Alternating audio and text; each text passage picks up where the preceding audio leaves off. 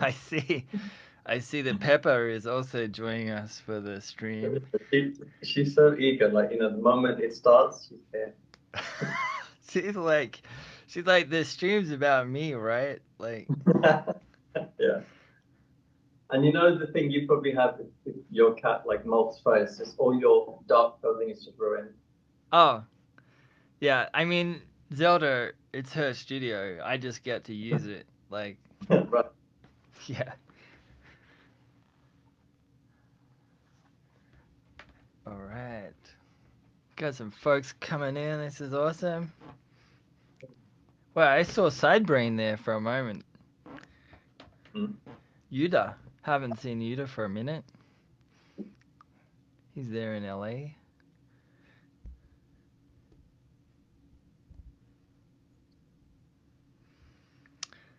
All right, folks, let's kick this off. I'm super stoked to have Suren Seneviratne here, also known as My Panda Shall Fly, also known as the man behind Missing Music, the website. If you haven't already checked it out, we're definitely going to be taking a peek at that today.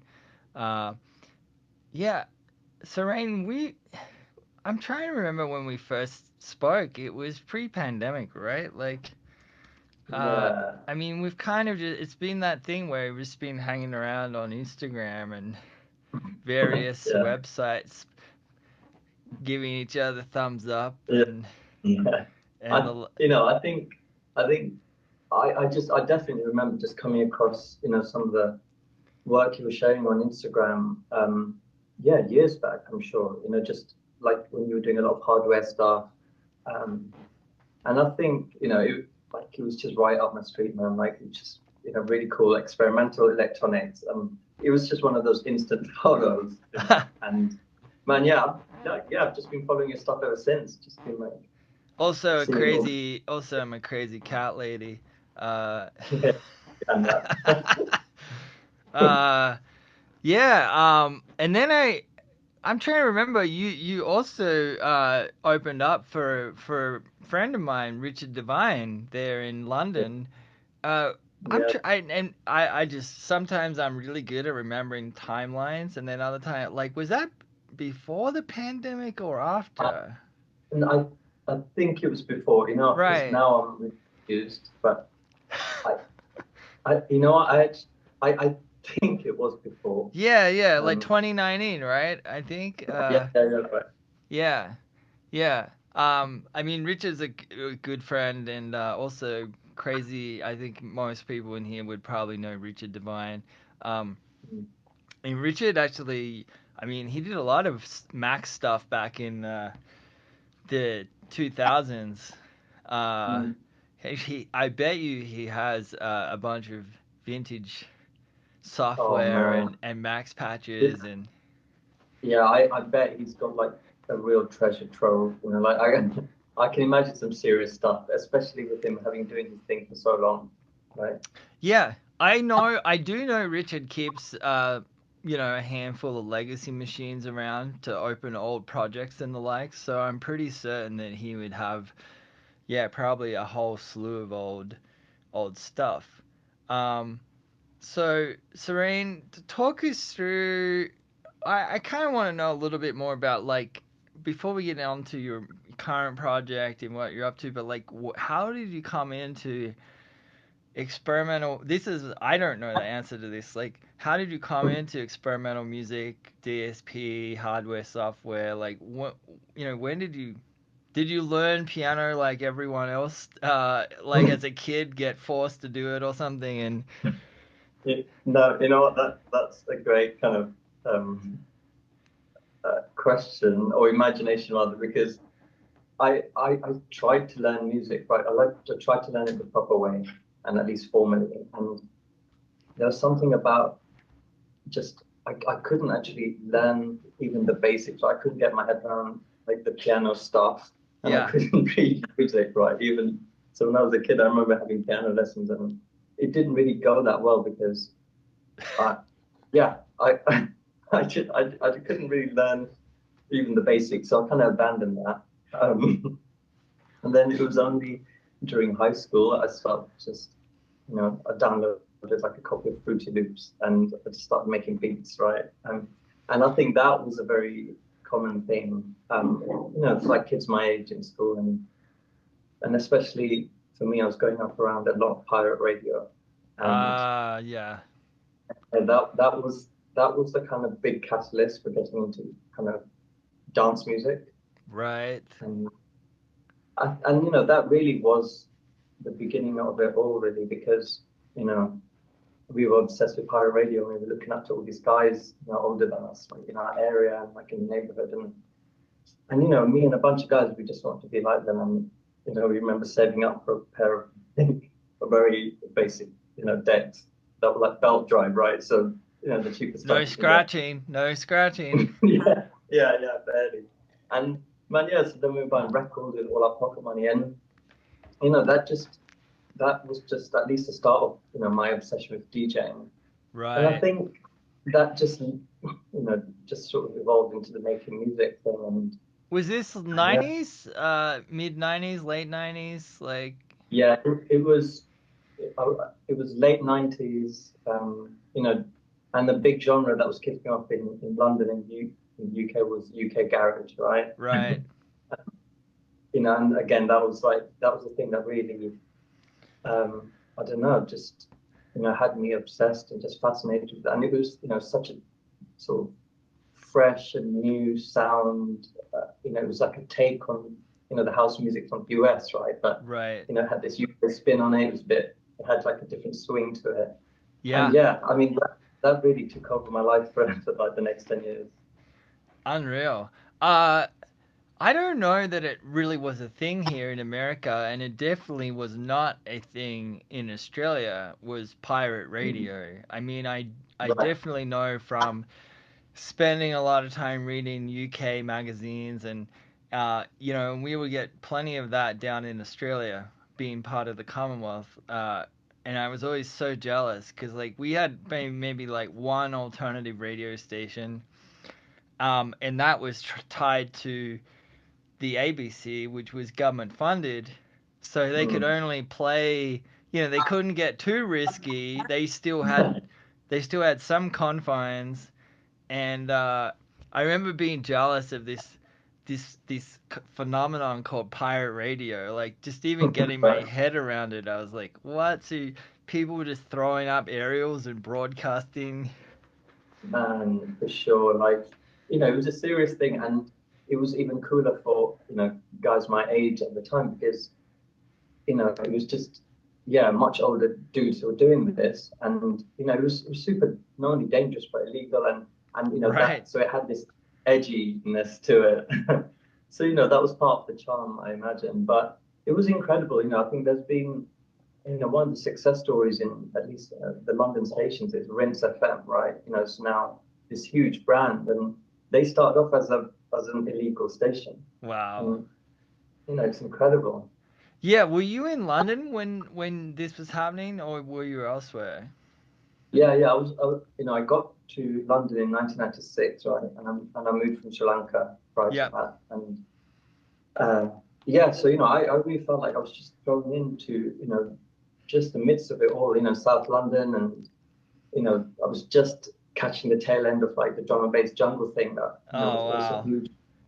And yeah, the next new big thing was UK garage, right? And then grime and then dubstep. So it was it was really life changing, I think, to experience it firsthand. Yeah, I mean, I can't imagine. I mean, and those genres were then filtered in ways, and they made their way to America, and but so much incredible stuff was originating there.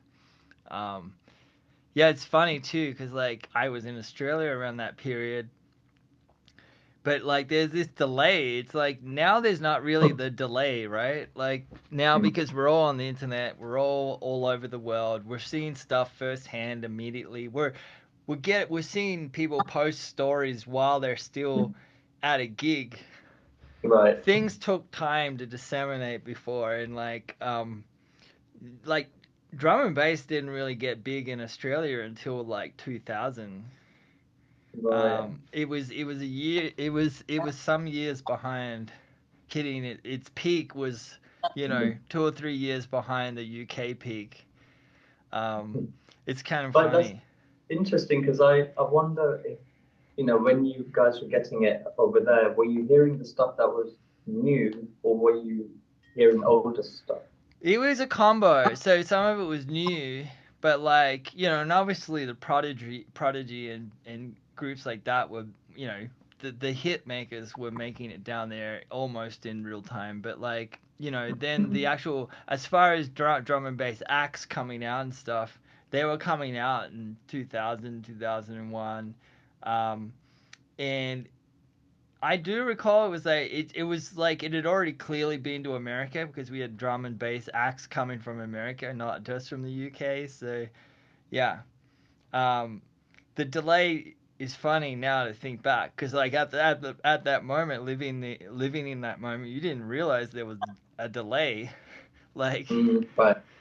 um, but but then when you chronologically look back, you're like, oh wow, yeah, we were behind. Yeah, right. I Um, mean, kind of, I guess I had the same thing in a way where, the music that I wasn't able to hear, firsthand when I was young, I guess I had to go back in time to rediscover that stuff, right? right. Um, I was super jealous of not being able to, yeah, experience some of the drum and bass and jungle like parties and raves and As a and so thankfully all we had well, what was really great is actually there was a rich kind of culture of these tapes, like cassette tape recordings Yep, live from these yep, parties. And man, yeah, so I remember just like gobbling that stuff up, yeah, like that was close enough to being there in person because that was just some of those recordings were just incredible. yeah. And some of those tapes turned into like chart-topping albums. Some of them are still passed around, in Yeah, having been ripped to CD and various other yeah, things. Now it's like three levels of degradation older. Um, Yeah, I also wonder just how much stuff got lost back then because it wasn't like you didn't have a physical hard drive to back up to or the cloud or anything. So if the tape got ruined and you'd played some real time stuff onto it, possibly right. gone. Yeah, and it's kind of crazy to think that this stuff, or at least these like rave recordings would only go onto tape. But as far as I know, they didn't really go onto anything digital. So Right, it's kind of mind-boggling that the best quality we have of the stuff is on tape. right, right. Well, Yeah, because solid state recording wasn't possible. Mini disc was still not quite probably about to be released soon or something, but also really expensive compared yeah, to say throwing a 180-minute cassette into a recorder. But yeah, mm, tapes don't last, and yeah, unless someone did digitize them later. Interesting, because this actually leads me to so clearly you've continued on. You've got into making your own music. When did the whole like computer DSP thing kick off for you? Like, um, so yeah, so I was still in school and I was using like version 2.7 of Fruity Loops and I think yeah, like that became an obsession kind of pretty quickly. I think just especially the way that Fruity Loops work, where it's very sample based, right? So it right, was terrible for audio recording, right? And you know, I can't imagine a lot of people were working with like massive MIDI projects also with that back then. So it was really fun because you're working with these one shot kind of samples and it was so quick and very intuitive and so then I started discovering VST plugins and stuff and there was like a wealth of free stuff that I guess ever since that happened and I think I just started getting more and more into just the left field stuff, right? Just the stuff that was kind of I don't know a bit weird yeah, and that I guess I'd kept up that kind of interest for another 10 years after that. But, I had always been a Windows guy, right? So, yeah, I've always had Windows laptops, and that's what I've used.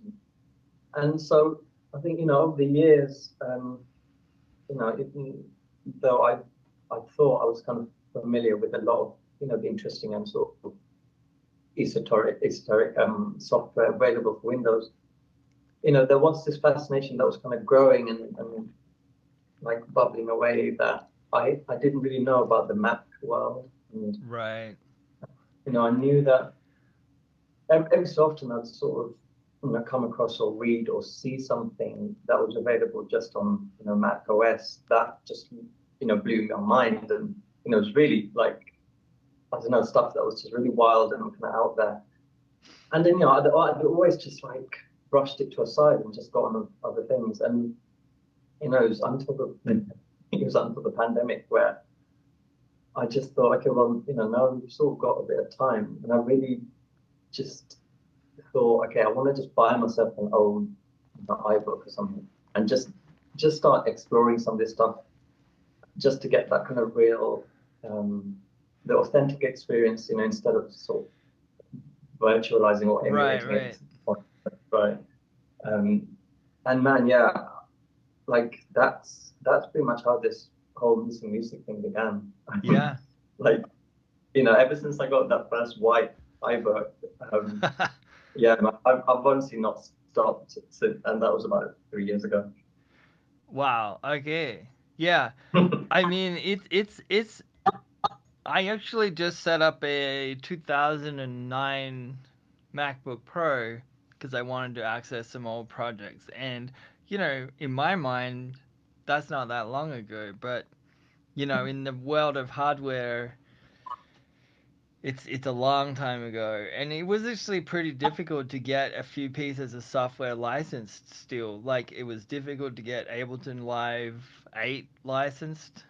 Right. Uh, that was tricky. They don't do an online authorizer anymore for that. Mm. Um, that was difficult.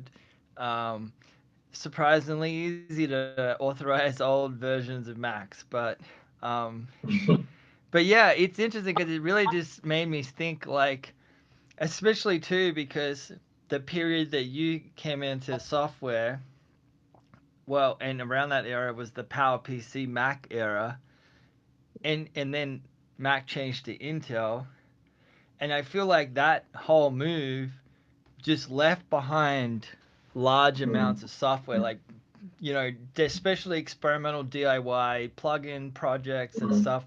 It's like the developer had to be have the time and the motivation, and you know the the the demand from people who are using it to be Right. to want to translate it to Intel. Um, and now we've all experienced that again Mm. with the move from Intel to Mac Silicon, and it's like I feel like those moments in particular just leave behind large amounts of incredible software, and it's kind of sad. Because like, well, you're doing the Lord's work, I think. Because like, not many. I don't know many folks who are, apart from individuals out there who are keeping in a legacy machine around. There's Mm. really not. This stuff's not getting archived, and Mm. um, and especially in the world of max patches, right? Although if you can find it, it will probably open in Max 8, Mm. but you have to find it. So it means someone has to Right. have, like, as you've probably found out there on the internet, you can find discussions about some of these quote unquote legendary Max patches from 20 years ago, but the website will be 404 or something. Like, Yeah. um, so you can't get it. Yeah, it's gone. Um, and even on our own forums, I'm finding like there was this period where some people would upload the patch to the cycling forum, but there was a Mm. period when people would just put a Dropbox link Mm. or something else, and that's gone. And Mm. yeah, so So you decided to get into this in the pandemic. Well, it's a great time to take on any project. Hopefully, Yeah. we never get to have another one of those. But, uh, No, yeah, I think, part of it was, knowing that, I do just get easily obsessed with stuff, right? So I was kind of very conscious of this. And I think I'd been putting this thing off for a while just because I knew that it would take a lot of time yeah, and I'd also end up just spending tons of, hours on it. So, so it was kind of on the shelf for a while. It's just, I knew that getting a hold of the machine wasn't going to be difficult, right? Because I mean, people are kind of throwing this stuff away, and yeah. so getting Surprisingly, this, how cheap you can still buy these old computers. I feel like at some point the pool of availability is going to diminish so much that actually it will be mm, expensive to get I a know, MacBook Pro from 2008. But I know, yeah, that's going to be an interesting time when that happens. yeah, right now it's like $100, and you've got a Mm, badass 2009 MacBook Pro. yeah, I mean, so yeah, so I got my first white iBook from I think 2004 or something, and that, and I was so new to this, right? Like I had to learn pretty much everything about the Mac OS architecture, the transitions like you were talking about, and because I was oblivious to this, right? And Yeah, apart yeah. from just occasionally using other friends' gear or something, or like even just stuff at like college and university, right? So yeah, I had to kind of give myself a crash course and just how things kind of worked, and amazingly, the first machine I got was kind of perfect for the thing I was doing because it ran macOS 10.4 Tiger, right? Nice. And I mean, I didn't realize this, but it also was the only, was at least the latest OS that ran macOS Classic. So it Yeah. had this emulation of OS 9. And again, so that was like very lucky for me because it then meant I was able to just start, dipping my toe into the OS X and the OS 9 stuff. Until then I realized, okay, wait, so this is just an emulation of OS 9. I now want I want my own dedicated OS 9 machine. So then there was a quest to get that. And now, I mean, yeah, I've only got two in the background here, but I've got about 8 machines now, of like Yeah. various stages and different architectures, different OSs. I Um, love it. yeah, and I don't feel like I'm going to be stopping there anytime soon either. Nice. So you got this machine, and then like it sounds like could was it that you could remember some of these old software, and so you went hunting for some of the things that you could remember, or were you just like kind of at first were you just seeing what you could find that would work? It was actually both, I think, because so I think the main thing, or one of the biggest um, like draws for me was Pluggo basically. Like Right. the whole Pluggo system, um, like was just something that looked incredible, and I just loved I loved how abstract some of them were, and just how original some of the designs and the program was. And I think that was something that really just wanted me to like just try it out for myself. And thankfully, like it was easy enough to also just you could still get like the old Lego stuff on on like the legacy part of the cycling circle Yeah. site. Yep. So that was easy enough, and it worked with the machine I had. And yeah, I mean, I was hooked. I mean, that's that stuff is still incredible, right? Like, I mean, from the first time trying that stuff out, I still think it's some of the best like audio effect DSP products there ever was. Yeah, I agree. I mean, it was hard to be doing if you were doing any kind of DSP audio, experimentation or anything left of center in the 2000s. It was you would find Pluggo at one point or another. Um, Right. and I don't know. I don't want to say it sounds different, but technically there's probably a reason for it. AKA, it's running at 32 bits, not Mm. 64. The old DACs, you know, are not definitely not as good as the ones we have now. There's Mm. something strange, but I can definitely hear there's something definitely happening differently with all of that old software. And it's like, it cracks me up because now it's like, oh, what's your vintage synth? No, no, I'm into vintage software. It sounds warmer. Man, no, um, I like that's the thing. I think what makes something like that special is, you know, like obviously, there's a point when Plugger was like everywhere, and yeah, like I'm sure it had this like huge user base, but it was clearly at some point when it was um no longer supported and stuff. There was this kind of interesting turning point, I think, because it kind of, it kind of gets uh, abandoned in a sense where you kind of have to move on, right? Like just for the sake of, I don't know, working with like yeah, on other projects and modern yeah, machines. You just kind of keep up with the times and you kind of forget about some of the stuff. But I think some of the people who used Pluggo at the time, unlike me, probably have forgotten that you can actually still use them today, right? exactly. I mean, I have a little USB drive here that runs super fast, and I can put something on it. I can take it over to the old machine. I can process the audio, much like you would with an analog effect in Right. 2024, and end up with something that's kind of unique that you can't do on a modern computer. There's Mm. definitely, yeah, it's definitely, if I guess, I guess I do remember back then that a MacBook Pro seemed like it's they're still not cheap, but a MacBook Pro in the 2000s to me was just like extremely expensive. I could buy uh, a pretty good car in Australia for the cost of a MacBook Pro. Um, and yeah, it I think you really could only afford to have one computer. So this concept of Mm.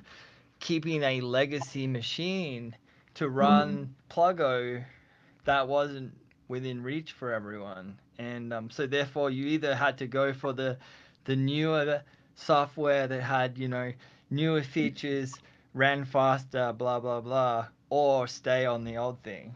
Um, Right. yeah, tricky. But yeah, it's funny because each of those pluggos is essentially just a max patch that Right. someone made. Um, Mm. and, some of them were ported to Max for Live. Some of them didn't make it to Max for Live. Not all of them made it. And then there was the whole third-party pluggo Mm. developer market, which was pretty vast. And we actually just had Christian Klein on the last Mm. and Christian, he was out there making custom pluggos and giving them away, and so all Yeah. that stuff kind of stopped as well, and Mm. it didn't all translate to the next thing. Right. I mean, yeah, that's the thing. I think, it's definitely speaks about, the popularity or just the charm of the Pago kind of system. I think that, I guess, the guys at Cycling 74 really, I think, made an attempt to just keep it alive as long as possible, right? Yeah, Like, especially with the Max for Live, like, ports. I think it was really cool to see that some of them made it onto there because, they were just really fun. yeah, yeah. Yeah, I mean I think it just became I wasn't at Cycling 74 at the time, but obviously Max for Life took an incredible amount of resources to implement. And I would, looking back, I think from a company standpoint, it was probably the right move. But I do know Pluggo was getting incredibly difficult with the vast array of DAWs that were like coming onto the market. Trying to support them all was like it the it was sounding like it was pretty difficult. And so it made sense to kind of It's funny because now we have something back that can make Mm. plugins again. Um, Yeah, right, now you can make plugins with Rainbow. Little bit different right. though. We're not got custom UIs and so it's just a matter of staying up to date with the current SDKs. So I think it's a little more Mhm. manageable. And Juice things like Juice didn't exist back in the 2000s. Yeah. Um, te- what would you say is the funniest story you have about, like, you've probably talked to a bunch of people, you've been hunting stuff down.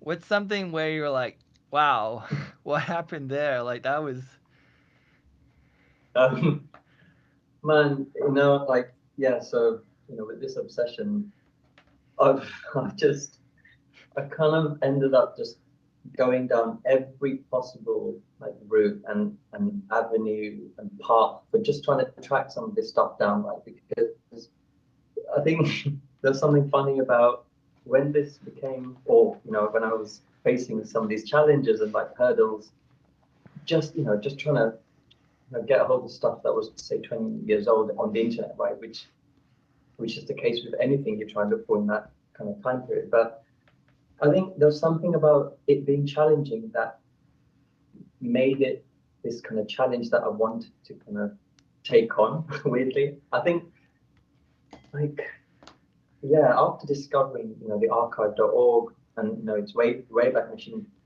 held a lot of this stuff, or at least, it kept up, a lot of, I don't know, the like memories of some of these web Yeah, pages. I did find that some stuff is still you can access some stuff through there, but then Yeah, sometimes you can't. you know, It depends what people used to share it. Yeah.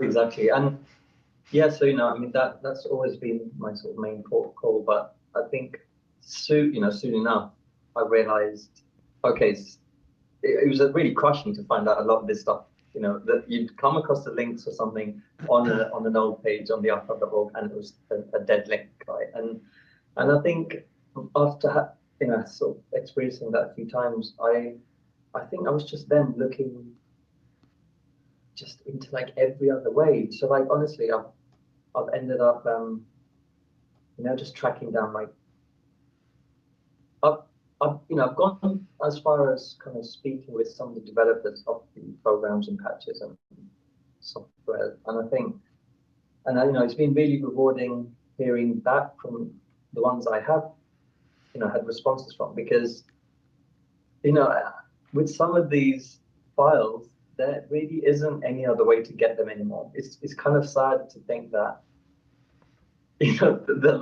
my last chance or resort is actually just speaking to the person who made them and kind of just praying that they also have it backed up somewhere, Right. right? And like I mean, one example, the this incredible like DSP package that was called Devil Maker, right? And the guy who made it was called Vlad Spears, who was a big Yeah. like Cycling 74 user, Yeah. um, and, and it was incredible because again like having come across that product, and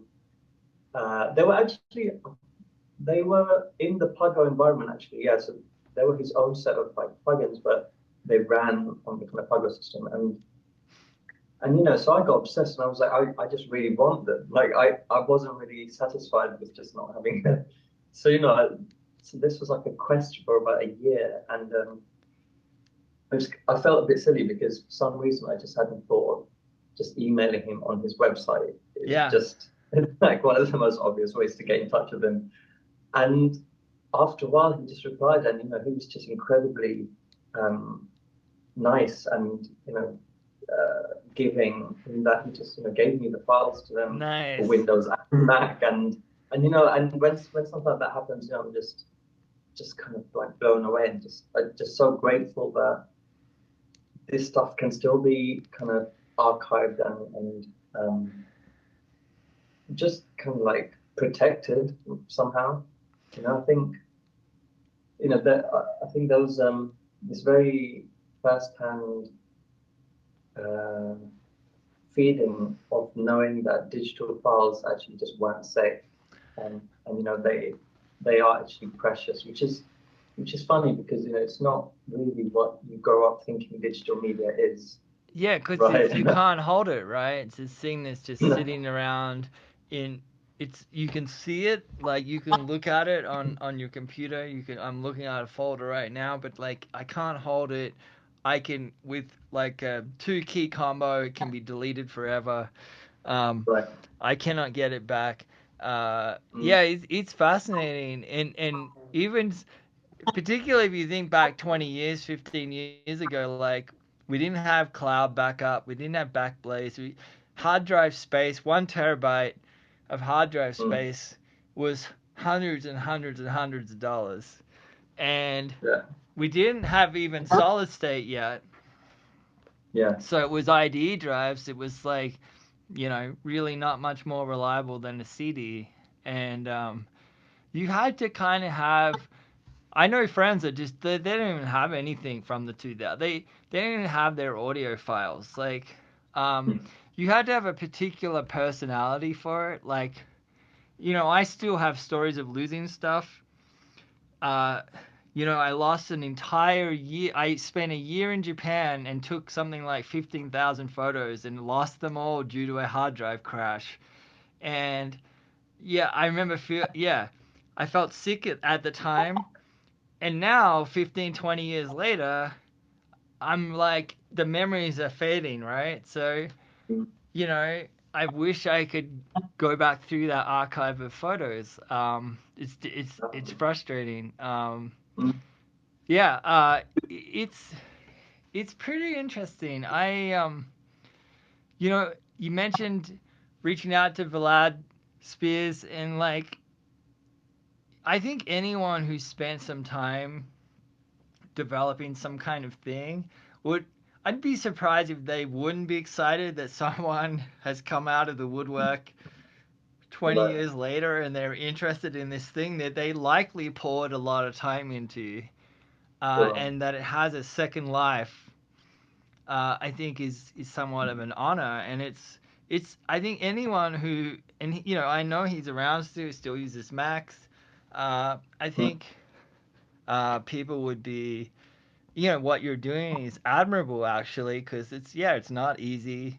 uh it's not like working with the layer. It's everything's slower, the hard drives are slower, the computers are slower, everything takes more time, but I think there's that rewarding thing when you start hearing the results back. um mm, we're gonna have some questions here shortly for Suren, but Suren actually sent me, and the nature I'm sure you can all imagine is that we can't do screen sharing from these old machines. Well, because it's not even possible to load FaceTime or no. Zoom on them, and um, there's ways you could do it, I think, but it's very complex. But so Yeah. how we got some stuff here. Serena's actually uh, recorded awesome screen grabs of some of this vintage software that he's found. So we're gonna go through a playlist of stuff, and if any of you have questions, just fire them off in the chat. So here we go. Let's go. Okay, Seren, can you see that all right? Yeah, yeah, I can see it. Yeah. Let's see here. I gotta pop it over here. Um, Not even sure what the first one is. yeah. Shall we just go with that? Yeah, yeah, why not? Okay, here we go. Can everyone see that playlist okay? Just drop us a line in the chat. I think you should be able to see it all right. Can make it a little bigger here. Yeah, cool. Okay, well, let's play this first one.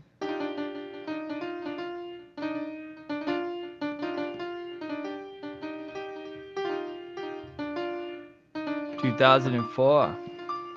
It's the sound isn't working for me that great. Can everyone hear that? Let me double check. Oh, okay. All right.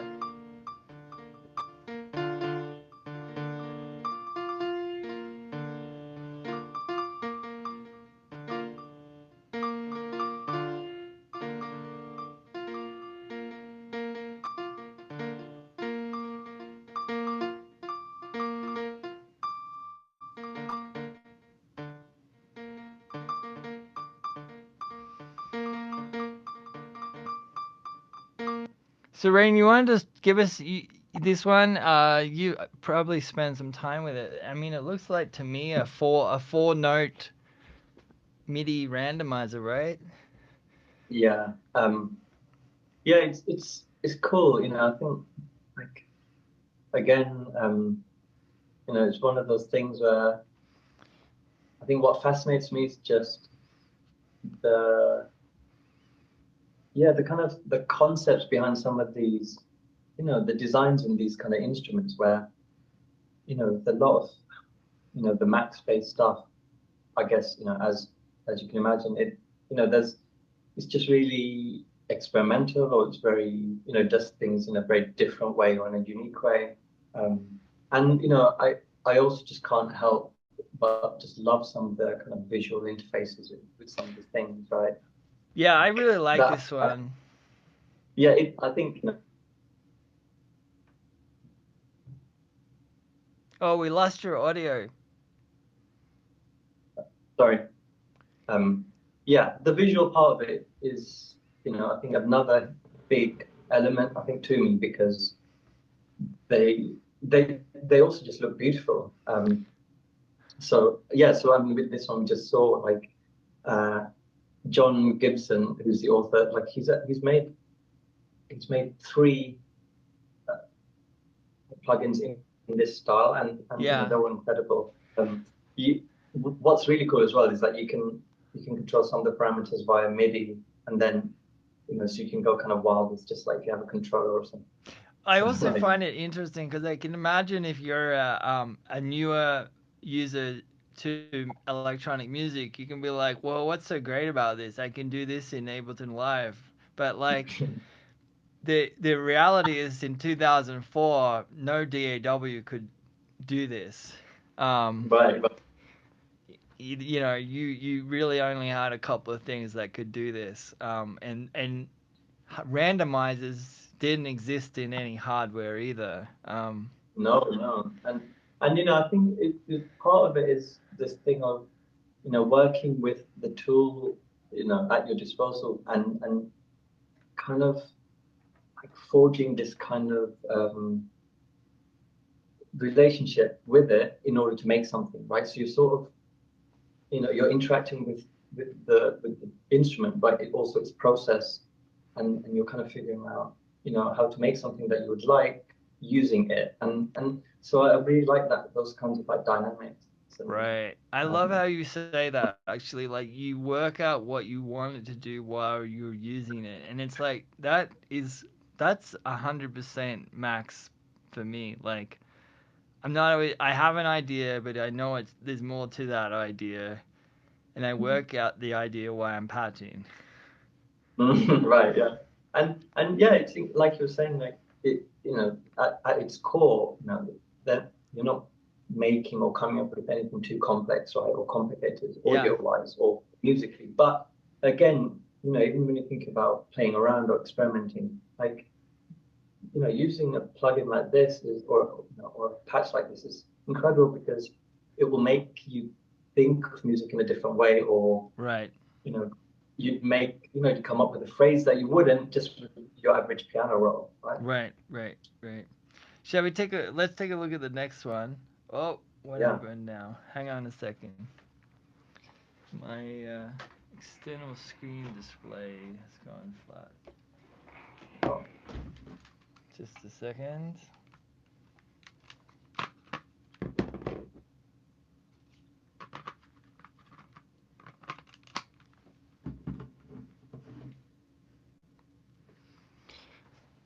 Okay.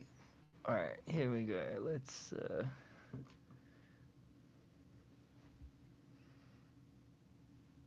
Sorry, my external display just decided mm. to die. Um, where's the zoom? Okay. Oh, look at this one. Hang on. Looks like the. Well, the video's not coming through, right? Yeah, that's weird. Hang on. Maybe OBS OBS had a just a second here. Yeah, OBS has Weird. I'm glad you can hear me still though. Yeah. Here we go. Okay. Everyone see that okay? Everyone can hear me okay? Awesome. Here we go. Let's play this one. This sounds amazing. I can't see the video, by the way, Tom. Ah, you can't see it? Can anyone else? No, Can people see the video or not? it's just black for me. Huh. It should be coming through. Ellen, you can see the video? What happened here? Huh. That's weird that it's black for you, Suren. Yeah.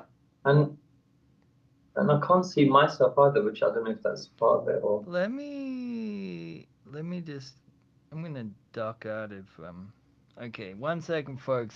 Let me just duck out of the screen share for a second. Um Zoom stop screen share. Okay, can you see yourself now? Yeah. Okay, here we go. Let's share screen. Share. Okay. Yeah. Okay, cool. Here we go.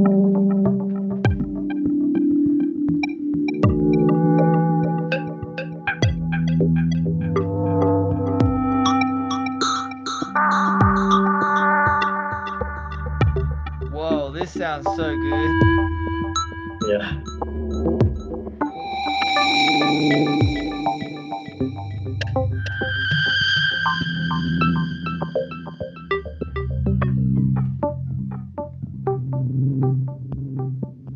Whose patch is this? So it's this dude, this Japanese guy called Katsuhiro Chiba, who Oh he, yeah, yeah, yeah. you must know him, right? Yeah, yeah. He has another alias, which is called Audio, but with like a bunch of O's at the end. Damn, this is great. And you know, I mean, this guy is super prolific, man. He's got some amazing stuff. Alright, it's looping now. Yeah, he still has his website up, right? Like I'm pretty sure Yeah, you could still is this up there still? yeah, yeah. It should be. Yeah, Yeah, yeah. He has a yeah. Shiba has been around a while. He did a cool Max for Life pack too. yeah. Right. Yeah, he's and I think he's still pretty active. Did you speak to him or? I've I've made a few attempts at reaching out to him, but heard back. Yeah. Yeah, okay. Let's take a look at this next one. I mean, this patch is crazy. I mean, I feel like we could talk all day about this. Right. Yeah, he's prolific. Yeah, what year? Do you know what year this patch is from? Like, well, probably its first release. It's got to be Yeah. 20 years ago. 2000. It's Yeah. Max 4. I mean, yeah, for sure it was made on Max 4, right? So, yeah, not sure. Yeah, easily 20 years. Uh, Yeah, easily. Okay. What do we got here?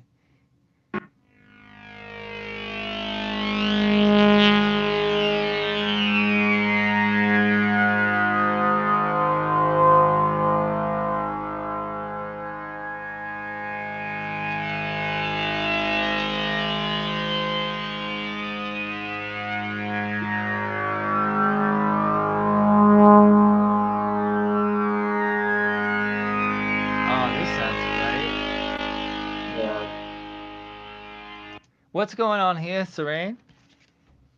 Um, like, so this, you know, this software again really blew me away because it's something that turns out to be like super um, complex, and you know, it offers like so many like layers, kind Yeah. of underneath this like kind of simple looking, you know, interface. And And yeah, I think again it's one of those things that really um, kind of it, it just becomes so rewarding when you realize, there's just this cool thing that's just been hiding away that, just does a lot of cool stuff. There's like it's got like matrix modulation in there, and it's got like tons of parameters that obviously you can't access just from this kind of circle thing. But like, Yeah. a lot of these kinds of like products were just doing a lot of cool stuff, and I think it was just, it was a combination of, being around that time when, laptop computer music, wasn't a big thing. And again, you're essentially there with a computer mouse, right, just clicking away. And, I think there was a few barriers to just a lot of this stuff taking off, unfortunately. But, I think as I've come to like, yeah, as I come to like find a lot of this stuff and stumble upon this like today, it makes me think that they're just as good for making music with. Oh, for sure. You know, and they sound great. I think that's also an important thing where, I think a lot of the stuff to me it doesn't sound dated, so to speak. Right. Like the Yeah, like Sheba's patch just now. I'm like, well, that's an album right there. And this yeah, sounds right. like this sounds pretty incredible too. And I'd say, probably the barrier to entry back then was that you needed to buy a Mac. Right, right. and Yeah. and this looks, I mean, this looks, I've never seen this before, but it looks, pretty advanced. And I love, Mm, it's clearly very modular, which is kind of yeah, incredible. Um, and definitely. I'd say, yeah, no, there's probably a large personal input on this one too, like in terms of like you Mm, build your system because this is where you're going to make all your music. right. What year is this from? Oh, I can't actually remember. But again, it's one of those products that didn't last long at all. I think Right. um, I love it. the I develop love the UI and everything. yeah, it's such a beautiful thing. But the developer was called Living Memory Software, and again, I couldn't believe this, but somehow the email address still worked, right? The domain, it just doesn't make sense because they don't even make audio products anymore. But I just randomly reached out to them, and yeah, I was honestly just shocked, and I got a reply from Andy from there, and he was kind of also surprised that there's someone emailing him Wow. about this thing he probably forgot about, but yeah, he just hooked 2001 me up from apparently. Apparently it's from 2001. right, okay, and so I think like it just that definitely made my week to get something like this up and running and just Yeah, I working mean, again. that's incredible that they still are hosting their URL somewhere and that they've I know it's maintained an email um mm, an email yeah, from back then. That's incredible. I know, yeah, and I think like yeah, it's very it's just super kind, just to even I don't know, just to like reply to an email for something so old when I'm sure they've got other things to be worrying about. Right, right. Yeah, let's take another look at another one. Here we go. This is Or it another version. might be the same thing. A cool one to actually play on the playlist would be Forester. Yeah, I think a lot of folks might know Forrester. Let's see Uh, here. Where's the playlist?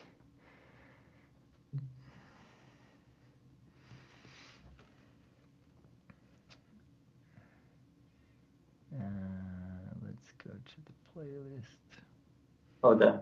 Yeah, Forrester iBook 2 yeah, minutes. yeah, yeah. Who remembers this one? That sounds like a DJ playing a song.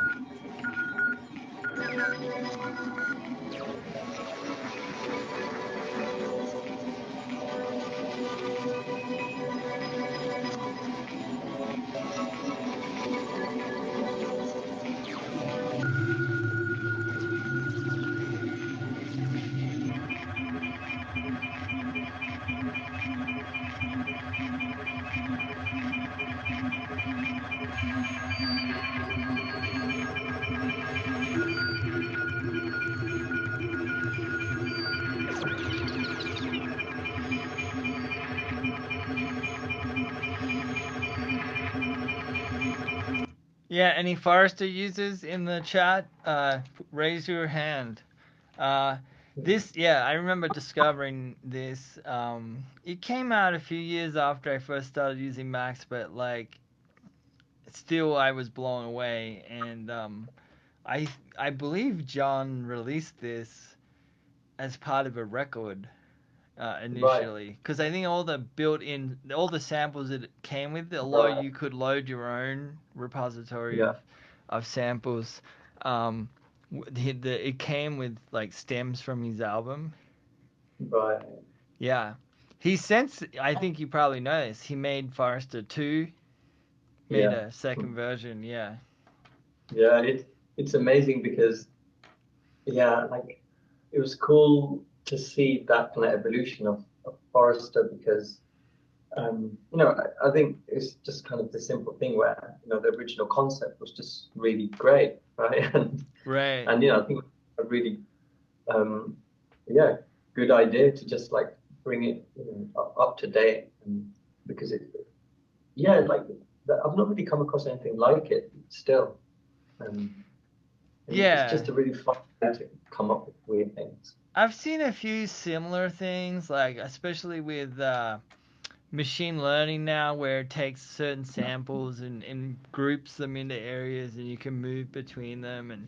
But yeah, like this thing that John did was certainly for me seemed like I was like, what? I love the whole forest and tree Mm, walking in the forest concept was so good. yeah, and again, like John has just made loads of cool stuff, lots of cool Macs, Yep. like and shared all this stuff as well. And so yeah, on my blog, I've got a ton of the things he's shared. Yeah, he's such a nice guy, and yeah, he's been at this for 25 plus years, and Mm, something tells me John is, I don't know this for sure, but something tells me he's pretty good at backing up stuff as well. yeah. Yeah. Yeah. Cool. Yeah, it's definitely a classic in the Max world and beyond. Let's take a look at the next one. Is there? The Oh, screen's white, it's gone white for me. it went. I went black for me for a second. Let Yeah. me. How about now? It's stayed the same. Can people see this one? It went. There's like a. I think there's black at the beginning of this video, Right. and people can see this one right now.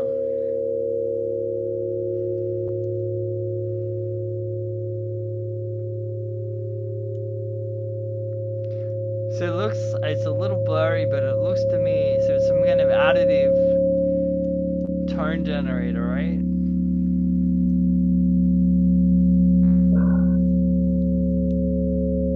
Oh, man, I can't even see it. Let's go,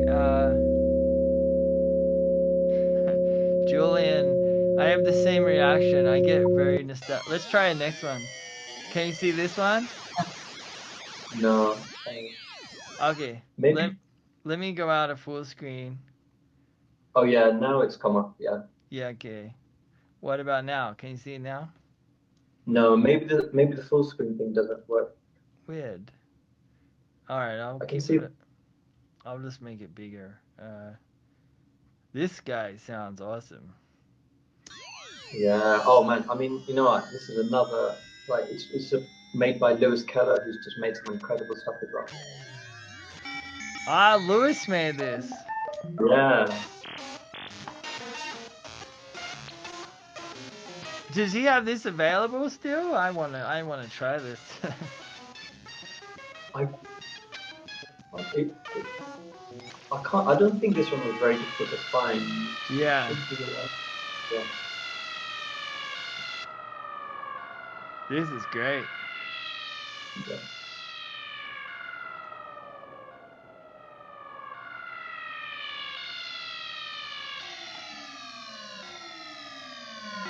Love it.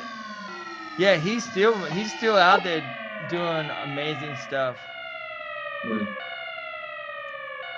All right, Yeah, let's.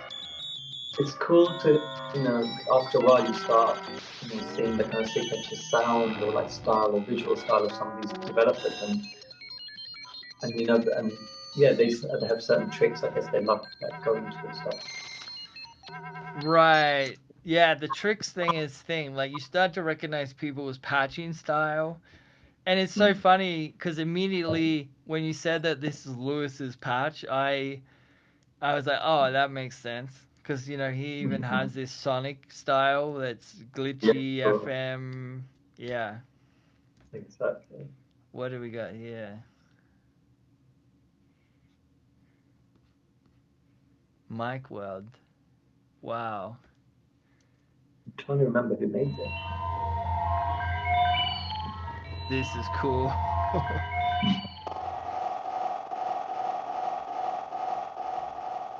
I've never seen this before. Right.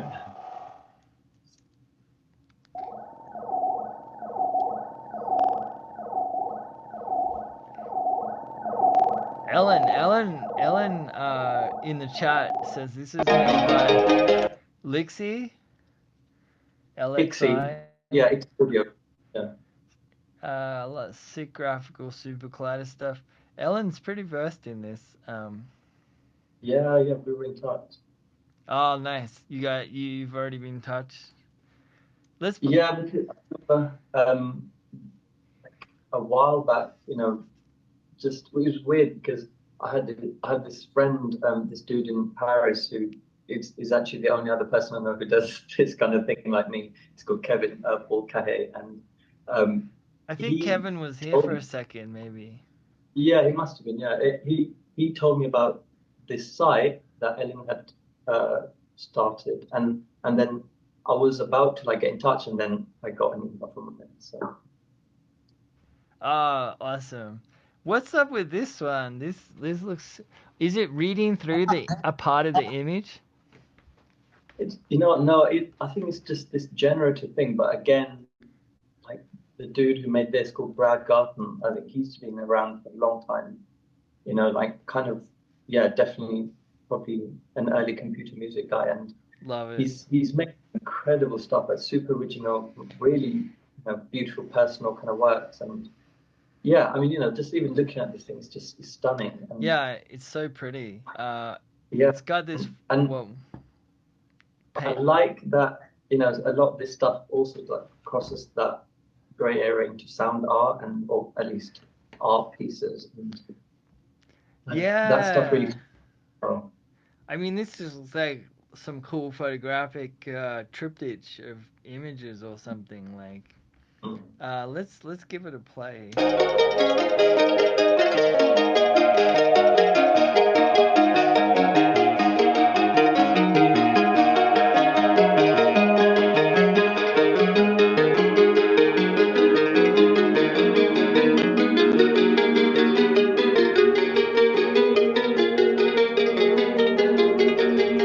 Whoa.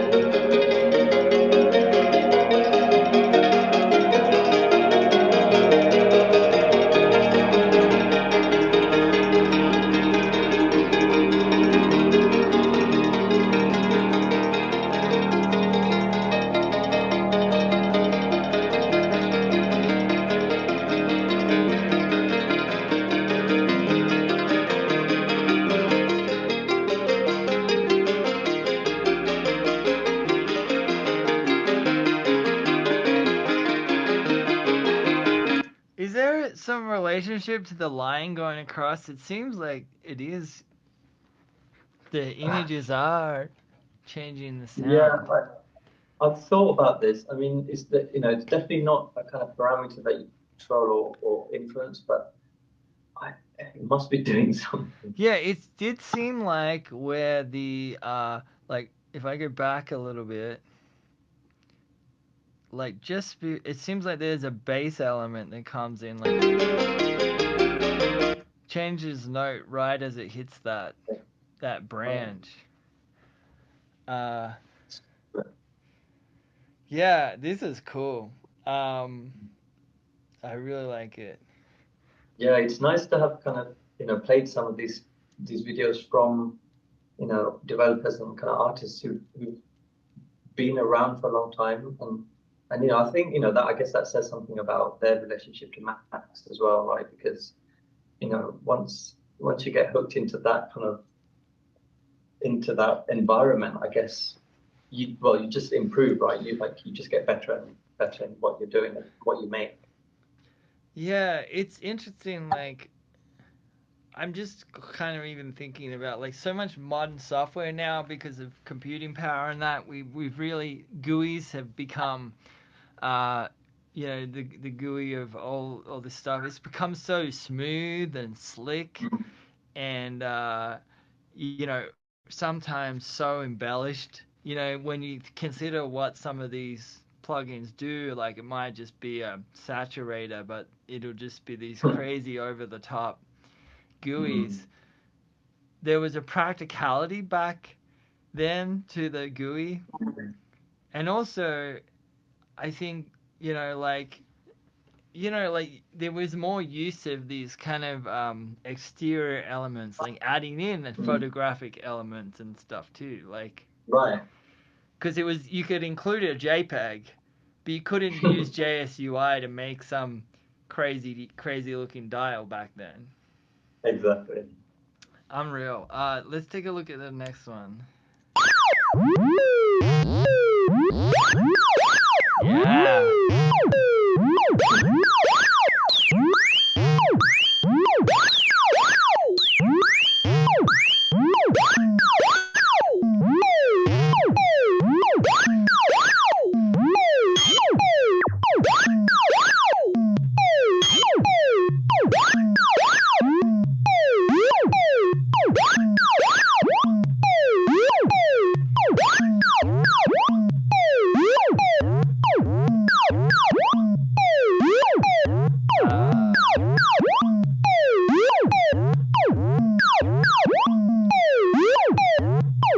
so Ellen just mentioned this is Mouse on Mars, which makes sense. You see the mom at the top Yeah, there. yeah. Wow, this is cool too. What's this made in? Max or something else? Much. I imagine it must be right. It's just The UI, I'm not convinced it's Max, but the UI seems it's pretty cool. Oh, it's Max. yeah. Feel like it's maybe Max 5 or something it came about, perhaps. Right. Pretty cool. Okay. I love the Yeah, and colors. I love the it's color palette. Yeah. and there's something super fun I think about this because it's a kind of standard kind of drum machine thing, right, at its core, but it's just really fun and it's really fast in terms of randomize each step and even just the kind of synthesis it is, it's just really satisfying. Yeah. I mean, I'm a massive FM fanatic. Anything that does, uh, Yeah. Julian's posting pictures of his cat reacting to all of this FM stuff. Um, It's wow, like that's a was Ellen. Was that a commission?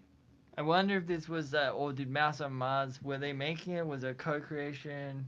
Not sure. Interesting.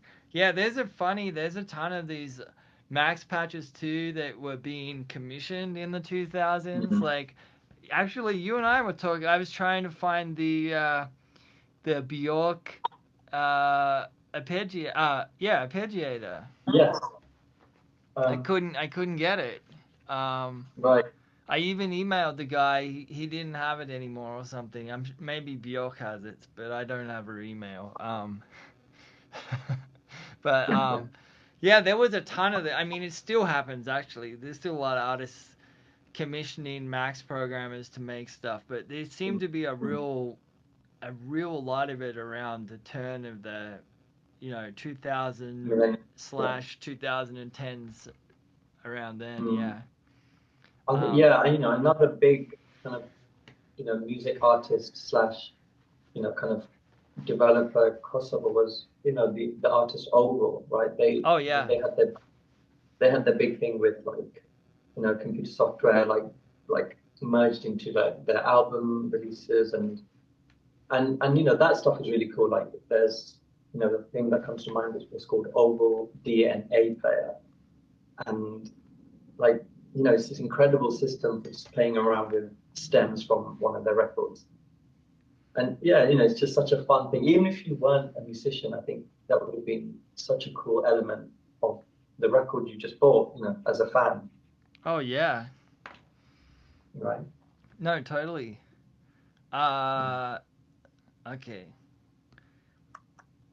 Let's go. Let's try next song.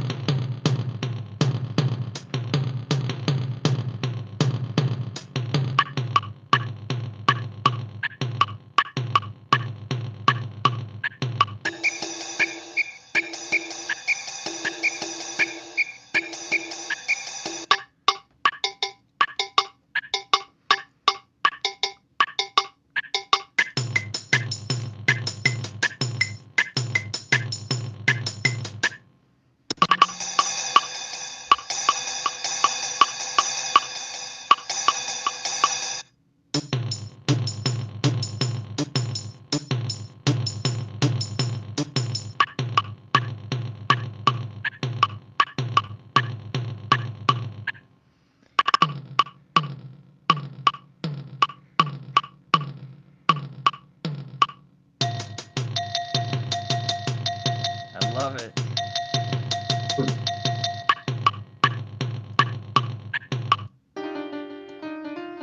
Oh, we're back. Back to the Nice. start. I think so. I thought there was more than that. No, you know what? Maybe this video is doubled up, but Okay. That last one's pretty great. Yeah. Let's see. I'll and go. it's one of those things where, like, as I said, I just got so obsessed with this stuff. But it's funny because things just sort of led me further down the rabbit hole in the sense where, after I was getting into the max patches and all the software, naturally I got into like the BSD kind of side of things. And, so I've kind of begun to archive a ton of old Mac sort of BSD stuff. Yeah. And then after I'd kind of exhausted a lot of that, I'd ended up coming across a lot of like Java based like Mm. plugins, like Yep. Yep. like I think this one. And then I got into like Flash stuff because again, that was this whole ecosystem that I got, you know Superseded. forgotten Yeah. and abandoned. Yeah. Yeah, and uh, yeah, so I think just stumbling upon that whole kind of section of like music slash sound toy kind of tools was really interesting because it turned out that also was stuff that just got completely well just became obsolete and forgotten and discarded. Yeah. Yeah. Unreal. Let's check another one out. Oh, we might be back to the start. Let's see. I Yeah, gotta possibly. check the. My cat's come back now. Uh, oh, it is doubled up. Yeah. Okay. Cool. Oh. Unreal. Mhm. Suren, this is an incredible project. I mean, let me just get the window back here. There we go. It's something else that you've done here, and I feel like these there's often not mentioned, but like these, it's like there's a service to the community element here that you're completing as well. Like, I'm sure, of course, it's you know capturing this stuff is like also reintroducing it to generations of we're at a point now where we have the third wave of, or fourth Mm. wave of, like, DSP user coming in. I certainly am noticing this at working at Cycling 74. Like, there's this whole new generation of young Max users coming in. It's who never saw this, who don't even know what But Pluggo is. Like, Pluggo is okay, the equivalent of a vinyl record or a cassette tape yeah, to them. for And sure. but, like, I feel like there's a language here, and also these kind of educational elements that could be gleaned from this old stuff. One cool thing is these old Max patches still open up in Max 8. Which is kind of always bizarre. And like you mentioned, like each Max user has their own kind of style. So from my experience, there's still like a lot to learn from these as well. I mean, like what it may be surprising, but I'm like a real novice with maths, right? So I wouldn't be able to do even some of the most basic things. So I've kind of had to make myself familiar with a lot of its language and sort of environment just from having to make a lot of these patches work. Yeah. Um, because I came into this as very much as an outsider. I wasn't a Max user or anything. So in my experience has only really been trying to troubleshoot a lot of this stuff and just ask other people that just know more than me what I'm doing wrong or like what's missing. Right. I'm just referring to like the status window and just sending screenshots of that, Right. Right. to other guys.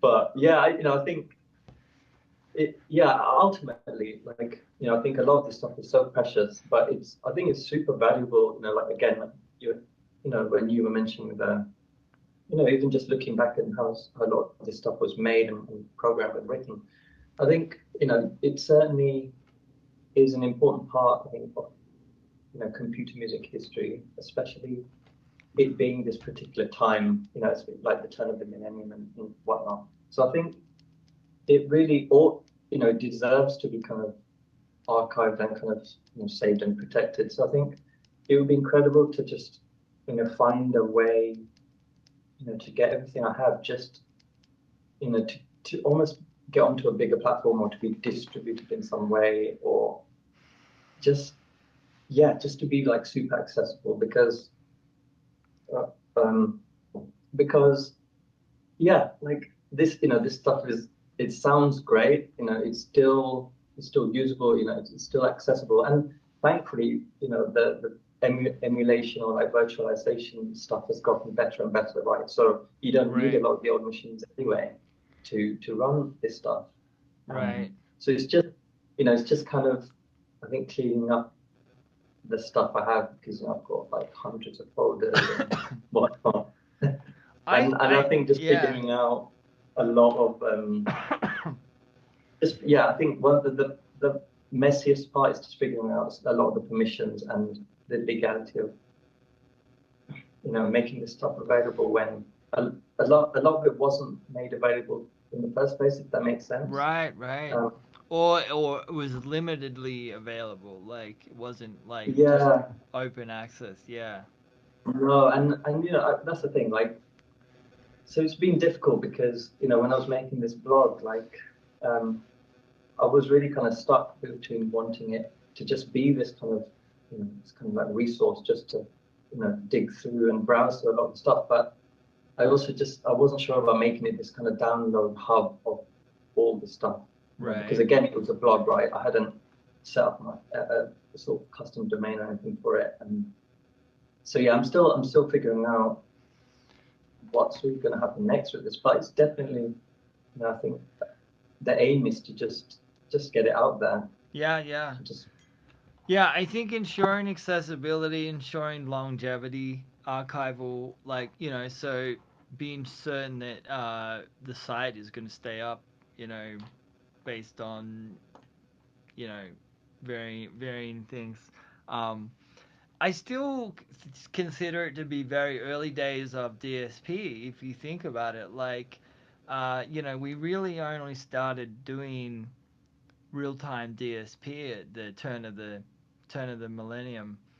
And you know, if you think about vintage hardware, right? Like this, you know, now there was a fascination with like vintage hardware and analog vintage hardware, and there's like a fascination now with like 80s digital hardware. Mm. You know, like I think, you know, give it another 25 years, this will be even infinitely more interesting. Like people will want, you know, and we'll actually be able to tell that there was a certain style of sound Mm. to audio in the 2000s. Like um, presumably we'll move to greater sampling rates and greater bit rates, and you Yeah. know in the future. So quality is going to change. Mm. Yeah, it's fascinating, and it's because, you know, I mean, I've seen it. I've been around enough to see it change, and I think it's going to change a lot more. Um, Mm. and there will be this interest in the past. Right. Um, And I think it's one of those like realizations that if you don't sort of if it doesn't happen to you firsthand, you maybe hear about just how fragile digital media can be, and I think it's especially kind of frustrating for me in this kind of quest to track this stuff down that should really be easy to find because you would imagine just a files that have been copied a bunch of times and available on multiple servers and whatnot. right, Um, but you really do realize that when like the only remaining link to something disappears, then it's kind of gone, right? right, And so yeah, I think it feels like I'm still kind of against like this race against time because there's all the stuff I still haven't yet maybe come across or found or managed to find. But the thing is, that stuff might still not be around for when I get to it, because I feel like these web pages, some of them are disappearing by by the month. yeah, I don't know. yeah. You know, Um, something makes me think about it a little bit is like, you know, if I was to pass away tomorrow unexpectedly, what happens to all the media I have on hard drives and stuff? And something that made me think about that was actually getting a new phone. It asked me, there's a setting now that Apple has in the family sharing section that's like, I can set a legacy contact. So mm, I can actually add a family member to access all of my data after your death. I mean, this is wow. pretty new. Um, you know, because maybe my wife needs to check my email. Maybe my wife needs to sign me in to work still. Um, but yeah, it's an interesting thing because like and I feel like when we were doing websites 20 years ago, we weren't really thinking too much about like how do we keep this thing to be, and maybe even your URL host or your service provider doesn't even exist anymore, so therefore, Cool. you know, your website's not up anymore. Like how do you ensure that this stuff, even if you pass away, how do you, you know, how do you make sure this stuff stays around? It's tricky. It's not like a box of vinyl or a box of uh, physical synthesizers. It's ironic to think that my kind of small blog that I've uploaded onto medium.com, right? If if they go down tomorrow, then that site's gone as well. Right, right, exactly. And but then the alternative, what? Like building your own server, having your own URL. Someone needs to ensure the power stays on the server. Like, Right. so, and then there's the possibility of hard drive or storage failure still. I mean, yeah, it's a dilemma actually that we have in these you know, there's way. It seems so easy on paper, but then you start, you know, yeah. Yeah, I think multiple copies, Ellen's totally right. Like backups, distribute to, you know, you have to have a physical hard drive still, and you have to have a cloud backup. at least Mm. two backups to your working machine. Um, Mm. these are all things. Yeah, Yeah. it's it's even Yeah, I guess. even just for a user right now, he's just working max right now. I mean, you should be ensuring your patches are at least backed up every day. I mean, I think, yeah, I would imagine, or I would hope, that after, suffering a few like hard drive like failures and whatnot, just, as you would do, just being someone who's made computer music for a long time.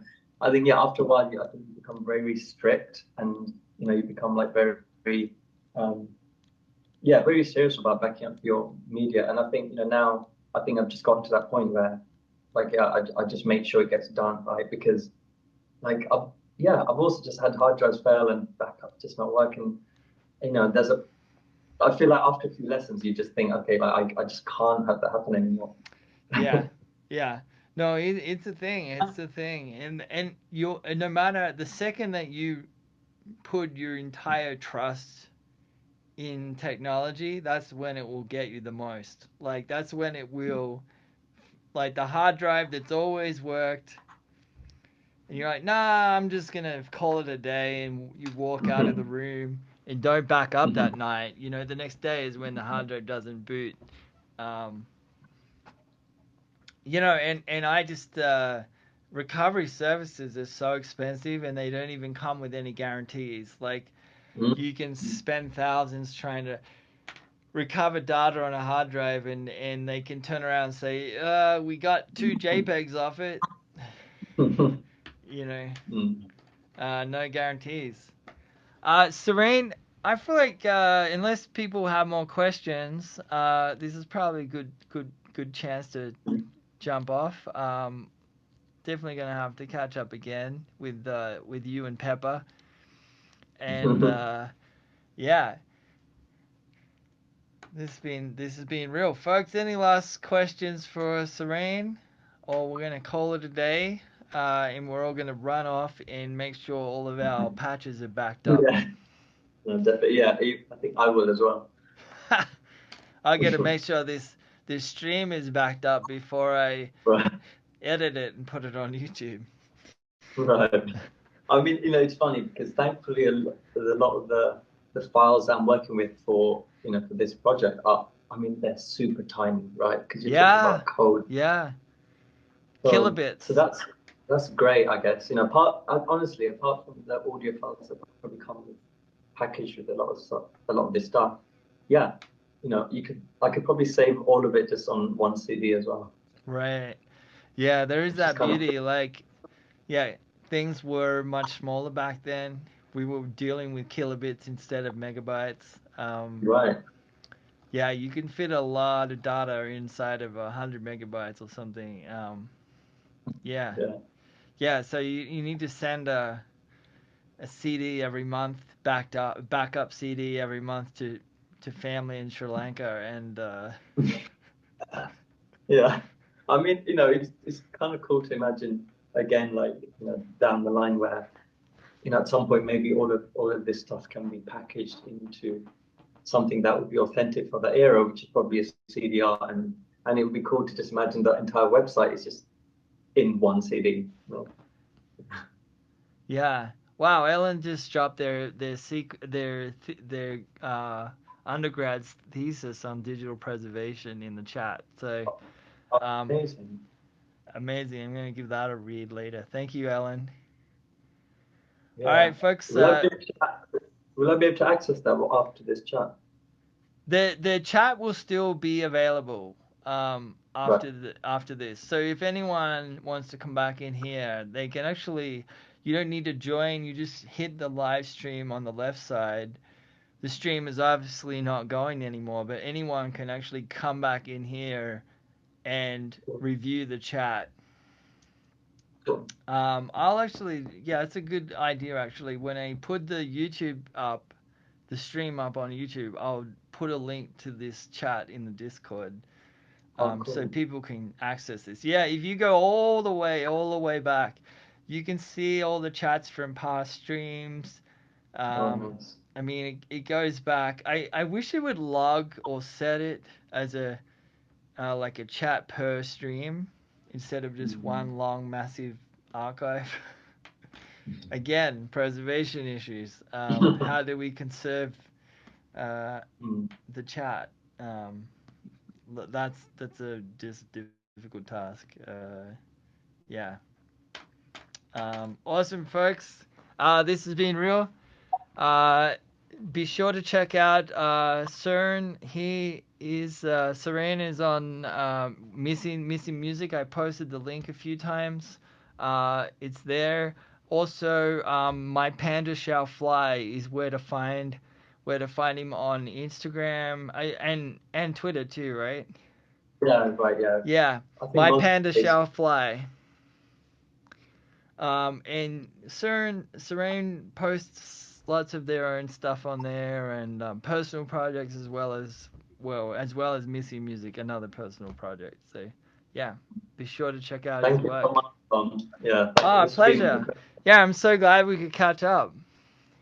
And yeah, I feel like there would have been so much more to dive into, and Oh, I feel like we could do this for weeks. I certainly enjoy. For me, I just get super nostalgic on this stuff because it was a very exciting time for myself as a newer person to the world of DSP. So I remember just seeing all this stuff, and it was the limitless potential that made me most excited. I think, yeah, and it's still the case. Yeah, I awesome, love that. mate.